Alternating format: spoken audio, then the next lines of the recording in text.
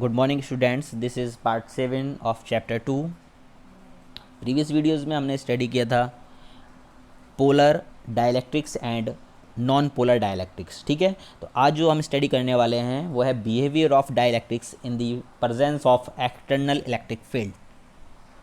अब डायलैक्ट्रिक्स में हम एक बार नॉन पोलर का केस लेंगे और एक बार पोलर मॉलिक्यूल्स का केस लेंगे और देखेंगे कि उनके क्या बिहेवियर में क्या चेंज आता है। तो उसी से एक रिलेटेड टर्म है डाइलेक्ट्रिक पोलराइजेशन। एग्जाम्स में कई बार आ जाता है कि what do you mean by dielectric polarisation. तो देखते हैं इसको, एक बार नॉन पोलर का केस लेंगे, एक बार पोलर मॉलिक्यूल्स का केस लेंगे। When a non polar dielectric is held in an external electric field E, the center of the positive charge, that is protons, in each molecule is pulled in the direction of E, and the center of the negative charge, that is electrons, is pulled in the direction opposite to E. Because आपको पता है कि जो positive charge है उसमें जो force apply होगा electric field की वजह से वो in the direction of electric field होगा, और नेगेटिव चार्ज में जो फोर्स अप्लाई होगा वो opposite to the direction of electric field apply होगा।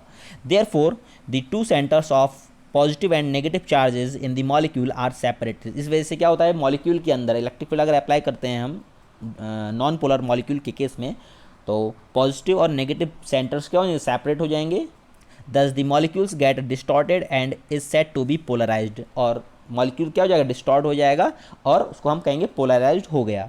इसको डायग्राम से समझते हैं। This is case of absence of electric field and this is the case of presence of electric field.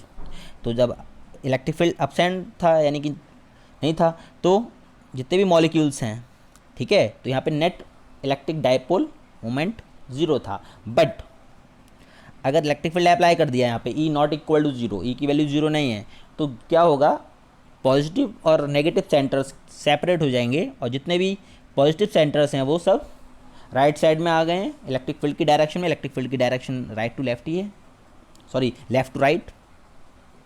And जितने भी नेगेटिव सेंटर्स हैं वो सब लेफ्ट साइड में आ गए हैं।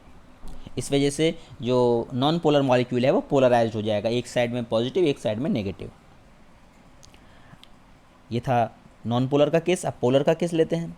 When no external field is applied to a dielectric with polar molecules, then the different permanent dipoles are oriented randomly due to thermal agitation, so the total dipole moment is zero। because जो polar molecules होते हैं उसके प्रत्येक जो molecule है, उसका जो कोई भी molecule है वो पॉजिटिव और नेगेटिव उसमें सेंटर्स अलग अलग होते हैं, सेपरेटेड होते हैं, तो उसमें डाइपोल मोमेंट तो होता है। But in the absence of electric field the orientation of the molecules is random. ठीक है, तो ओरिएंटेशन रैंडम होता है, इस वजह से जो नेट इलेक्ट्रिक फील्ड, जो नेट डाइपोल मोमेंट होगा मॉलिक्यूल का वो जीरो ही रहेगा in the absence of electric field. But in the presence of electric field उसमें नेट डाइपोल मोमेंट डेवलप हो जाता है। कैसे होता है, क्योंकि जो पॉजिटिव और नेगेटिव सेंटर्स हैं मॉलिक्यूल्स के वो सेपरेट हो जाते हैं इन द फिक्स्ड डायरेक्शन। इन दोनों चीज़ों से क्या हुआ, thus in either case whether polar और non polar a dielectric develops a net dipole moment in the presence of external electric field. यानी कि चाहे पोलर मॉलिक्यूल का केस हो चाहे नॉन पोलर मॉलिक्यूल का केस हो, अगर एक्सटर्नल इलेक्ट्रिक फील्ड अप्लाई करते हैं हम तो उन दोनों में ही नेट डाइपोल मोमेंट डेवलप हो जाता है। Okay, the dipole moment per unit volume is called polarisation. ये काफ़ी इंपॉर्टेंट टर्म है। The dipole moment per unit volume is called polarisation. कई बार डेफिनेशन आ जाती है, define polarisation, and the definition of polarisation is the dipole moment per unit volume is called polarisation and it is denoted by capital P।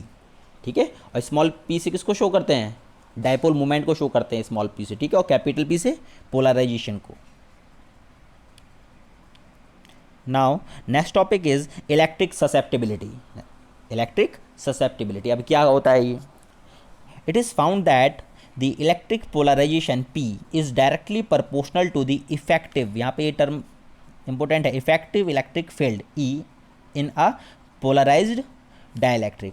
जो polarised dielectric होते हैं, जो polarise हो जाए डाइलेक्ट्रिक, ठीक है, अभी पोलराइजेशन क्या होता है बताया था।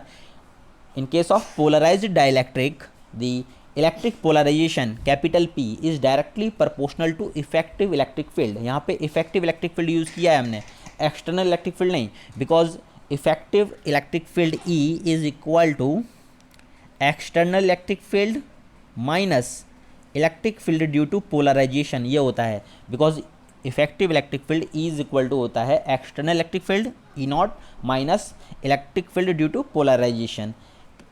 यहाँ पे ये चीज़ याद रखनी है। So polarisation P is directly proportional to effective electric field E। We can write P is equal to xi E, where xi is a constant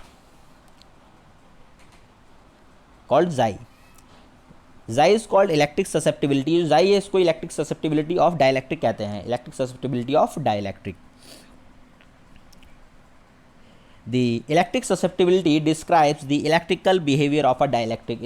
Electrical susceptibility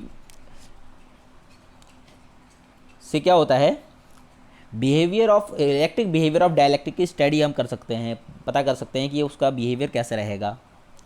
for vacuum xi is equal to 0। Okay, अभी जो बताया था effective electric field वो देख लेते हैं। Effective electric field in a polarised dielectric is E is equal to E not minus E P. E not minus E P, E not देखते हैं और ई पी क्या है देखते हैं, क्योंकि ये देखा था हमने कि राइट साइड में क्या हो गया था, राइट साइड में पॉजिटिव चार्ज सेंटर्ड हो गया था और लेफ्ट साइड में negative charge. Okay, external electric field की डायरेक्शन क्या थी, इस डायरेक्शन में थी एक्सटर्नल इलेक्ट्रिक फील्ड की डायरेक्शन। लेकिन जो पोलराइज्ड इलेक्ट्रिक फील्ड होगा या फिर electric field due to polarisation, उसकी डायरेक्शन एक्सटर्नल इलेक्ट्रिक फील्ड के अपोजिट डायरेक्शन में होगी। क्यों होगी, क्योंकि पॉजिटिव चार्ज यहाँ है और नेगेटिव चार्ज हमारे पोलराइजेशन के बाद यहाँ पे है, और डायरेक्शन ऑफ इलेक्ट्रिक फील्ड क्या होती है, from positive charge to negative charge. तो electric field due to polarisation उसकी डायरेक्शन क्या होगी, opposite to the direction of external electric field. इस वजह से जो नेट इफेक्टिव इलेक्ट्रिक फील्ड होगा वो E is equal to E not minus E P होगा। Okay, now next topic is capacitor, capacitors and capacitance. Capacitor क्या होते हैं और कैपेसिटेंस क्या होते हैं। ओके, काफ़ी इंपॉर्टेंट टॉपिक है, बिकॉज चैप्टर का नाम क्या था, इलेक्ट्रोस्टैटिक पोटेंशियल एंड कैपेसिटेंस। तो जो पोटेंशियल वाला पार्ट है वो कंप्लीट हो गया है, अब हमारा कैपेसिटेंस वाला पार्ट स्टार्ट हो रहा है। ठीक है, capacitors and capacitance. A capacitor is a system of two conductors separated by an insulator. Okay, तो कैपेसिटर क्या एक सिस्टम है दो कंडक्टर्स का जिसमें बीच में क्या होता है, इंसुलेटर होता है। It is an arrangement for storing large amount of electric charge and hence electric energy in a small space.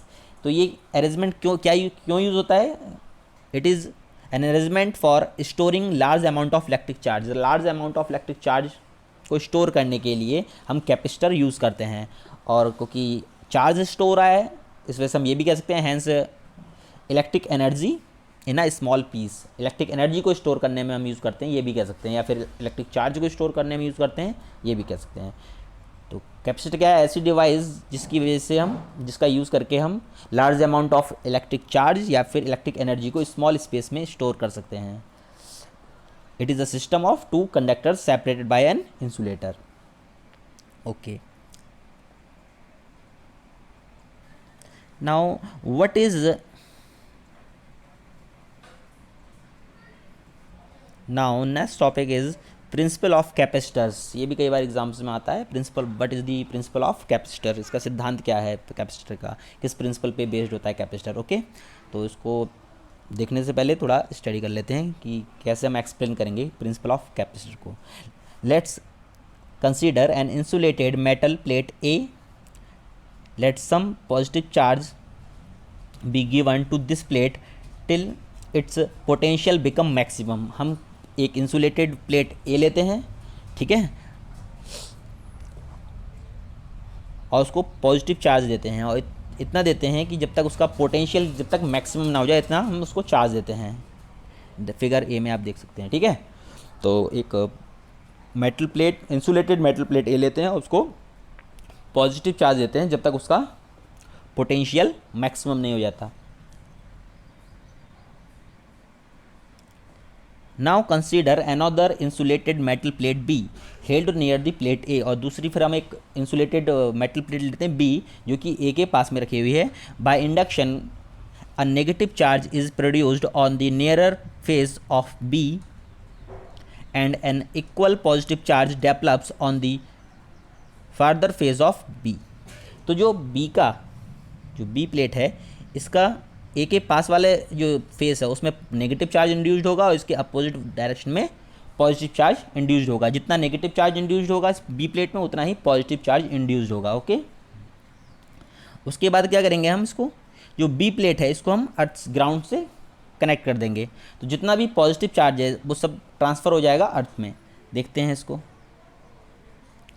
Now connect the plate B to earth, the induced positive charge on B being free flow to earth, the induced negative charge on B however stays as it is bound to the positive charge on A। Negative charge नहीं जा पाएगा, ठीक है, सिर्फ positive charge ground में जाएगा। Negative charge क्योंकि bound है प्लेट ए के पॉजिटिव चार्ज से, इस वजह से वो नहीं जा पाएगा। Due to the induced negative charge on B the potential of A is greatly reduced, क्योंकि अब बी प्लेट पे नेगेटिव चार्ज है इस वजह से ए प्लेट का पोटेंशियल कम हो जाएगा। Thus a large amount of charge can be given to A to raise it to the maximum potential. इस वजह से क्योंकि ए का पोटेंशियल कम हो गया, इस वजह से उसको हम और चार्ज दे सकते हैं जिससे उसका पोटेंशियल बढ़ाया जा सकता है।